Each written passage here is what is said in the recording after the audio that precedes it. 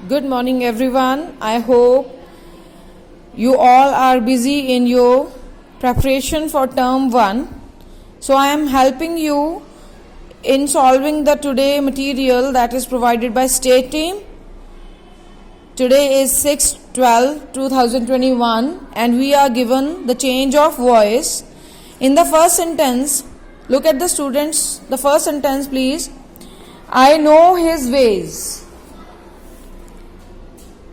ਜਦੋਂ ਆਪਾਂ ਬੇਟੇ ਵੌਇਸ ਚੇਂਜ ਕਰਨੀ ਹੈ ਐਕਟਿਵ ਤੋਂ ਪੈਸਿਵ ਬਣਾਉਣੀ ਹੈ this sentence is active sentence we have to make it in passive his ways ਅੱਗੇ ਆਂਦਾ ਹੁੰਦਾ ਹੈ ਆਈ ਦਾ ਮੀ ਬਣ ਜੂਗਾ ਪਿੱਛੇ ਚਲਾ ਜਾਊਗਾ ਉਸ ਤੋਂ ਬਾਅਦ ਨੋ ਦੇਖੋ ਨੋ ਕੀ ਹੈ this is a first form of verb ਜਦੋਂ ਪੈਸਿਵ ਬਣਾਉਣਾ ਹੈ ਤਾਂ ਹੈਲਪਿੰਗ ਜੋ ਮੇਨ ਵਰਬ ਹੈ ਉਹ ਥਰਡ ਫਾਰਮ ਬਣ ਜੂਗੀ ਜਿਵੇਂ ਕਿ ਇੱਥੇ ਲਿਖਿਆ ਹੋਇਆ ਨੋਨ ਇਹ ਇੱਕੋ ਇੱਕ ਵਰਬ ਹੈ ਜਿਹਦੇ ਨਾਲ ਟੂ ਲੱਗਦਾ ਹੈ ਬਾਏ ਨਹੀਂ ਲੱਗਦਾ ਤਾਂ ਮਤਲਬ ਇਹ ਹੋਇਆ ਕਿ ਇਹ ਵਾਲੀ ਆਪਸ਼ਨ ਰੋਂਗ ਹੈ ਆਨਸਰਸ ਕਿਹਦੇ ਚੋਂ ਹੈ ਇਹਦੇ ਵਿੱਚੋਂ ਦੇਖੋ ਹੁਣ ਹਿਜ਼ ਵੇਜ਼ ਕਿੰਨੇ ਹੈ ਜ਼ਿਆਦਾ ਹੈ ਤਾਂ ਆਰ ਜਾਂ ਵਰ ਚੋਂ ਲੱਗੂਗਾ ਇਜ਼ ਨਹੀਂ ਲੱਗ ਸਕਦਾ ਮਤਲਬ ਬੀ ਤੇ ਸੀ ਚੋਂ ਆਨਸਰ ਹੋਣਾ ਚਾਹੀਦਾ ਹੈ ਹੁਣ ਦੇਖੋ ਵਰ ਕਿਉਂ ਲੱਗਣਾ ਹੈ ਜਾਂ ਆਰ ਕਿਉਂ ਲੱਗਣਾ ਹੈ ਇੱਕ ਚੀਜ਼ ਲੱਗੂਗੀ ਇੱਥੇ ਲੱਗੂਗਾ ਆਰ ਰੀਜ਼ਨ ਕੀ ਹੈ नो फर्स्ट फॉर्म ऑफ वर्ब है फर्स्ट फॉर्म ऑफ वर्ब होने करके ते आर लगना है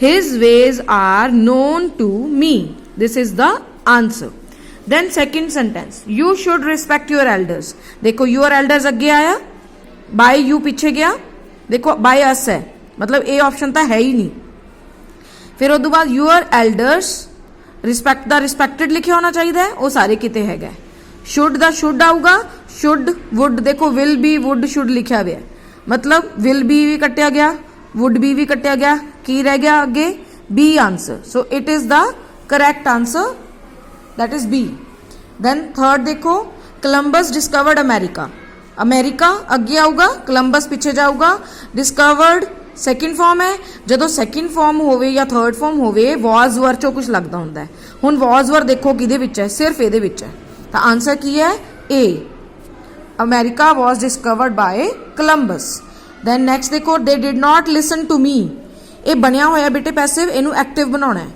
मी दा आई बनया ठीक है डिड नॉट है मतलब सैकेंड फॉर्म है जे इत्थे डिड लगी है तो इत्थे किते ना किते वॉज या वर लगूगा हुण देख लो पहला आई दे नाल वॉज वर कित्थे है आ है ठीक है ये दो सेंटेंसेस मतलब निगलैक्ट हो गए आंसर्स नहीं आने I was not listened to देखो ये टू ही ओमिट करता टू ही है नीगा टू लगूगा बेटे जेड़ा उत्थे लिखा हुआ वो तो लगना ही लगना आप बाय नाल लगाना है तो आंसर की है D I was not listen to by them then we expect happy news अगे आया बाय अस पीछे गया एक्सपेक्ट फर्स्ट फॉर्म है इज एक्सपेक्टेड या आर एक्सपेक्टेड होगा ठीक है हैप्पी न्यूज ज्यादा है happy news are expected by us A is the correct answer then teacher will punish the naughty boys अगे गया by the teacher पीछे गया punished आना है हुण तुसीं ये चीज़ देखी होगी कदे भी will shall would should may might किसे नाल भी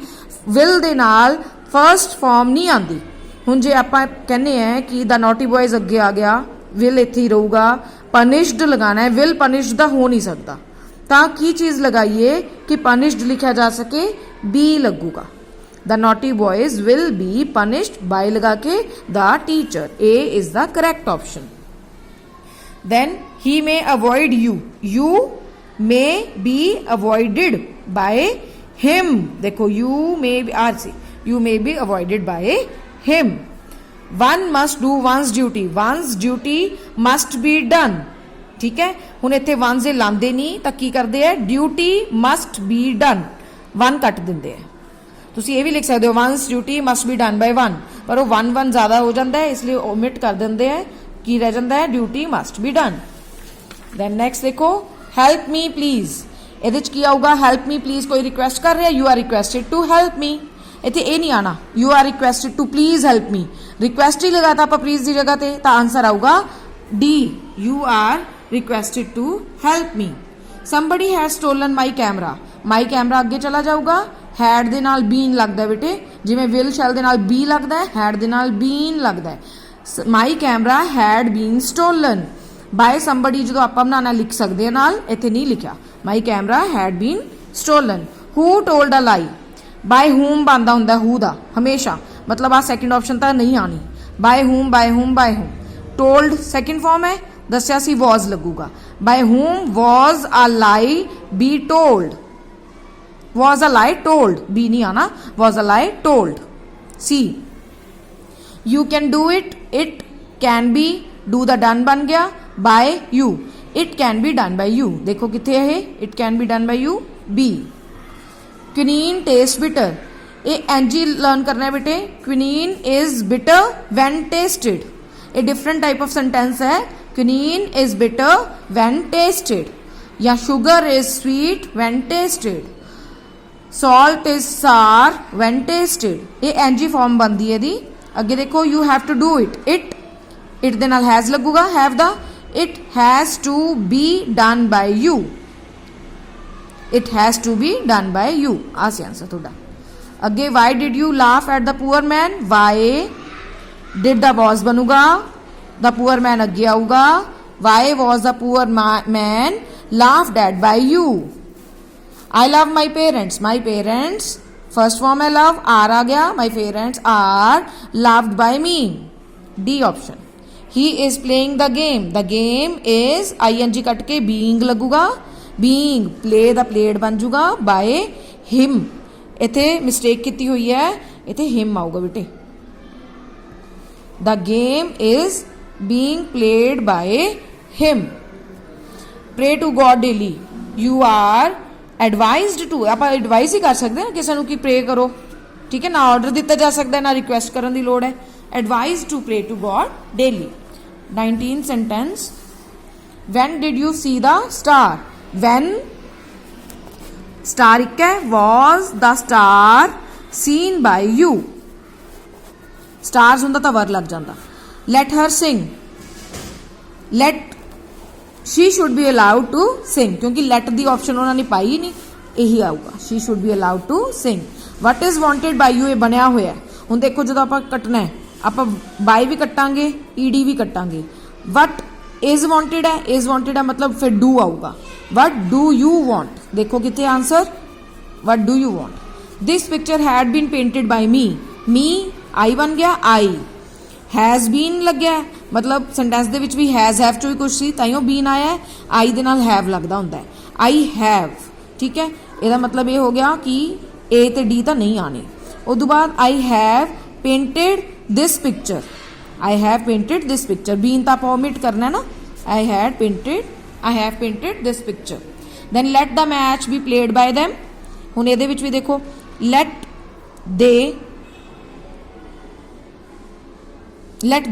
them play the match, let them play the match। then a meeting is being held, being cut के ing लावांगे आप, ठीक है। a meeting is being held here, आप कुछ सोच लेने बाय them आप आप दे वन्यू लगा देने हैं, ठीक है। they are holding a meeting here, ये आऊगा आंसर ए। they are holding a meeting here, ये आप आप दे वन्यू लगा सकते होने क्योंकि उन्होंने दे लिता होया इत्थे। They were being taught by us, us दा वी बनूगा, ing कट के ing टीचिंग लगूगा। वी देखो वर सी, we were teaching them, we were teaching them। इनू उल्टा करके देख लो तां भी पता लग जूगा। दे वर ing कट के being, teach the taught, by लगाता us। चेक कर लिया करो answers. He will not have been abused by us, we will देखो not have abused him, we will not have abused him आना है। a noise was made by you, you was made सी second form ही लगनी है, you made a noise। by whom the who are you taught, are लग गया मतलब first form सी, मतलब इतने टीचेज या टीच होगा, ठीक है। who teaches you English। I hope students this voice is clear to all of you. मैं थोनू एक्सप्लेन करके तां दसी है, बाय चांस किसी बच्चे ने ना भी की हुई थोनू समझ आ जूगी। So this was all about the voice that is given to us today. So I hope that it is clear to all of you and please keep subscribing and press the bell button also, so that you can get the notification on time, as the time is very less and papers are approaching near. And I also want everyone to be well prepared in the exams. Thank you everyone.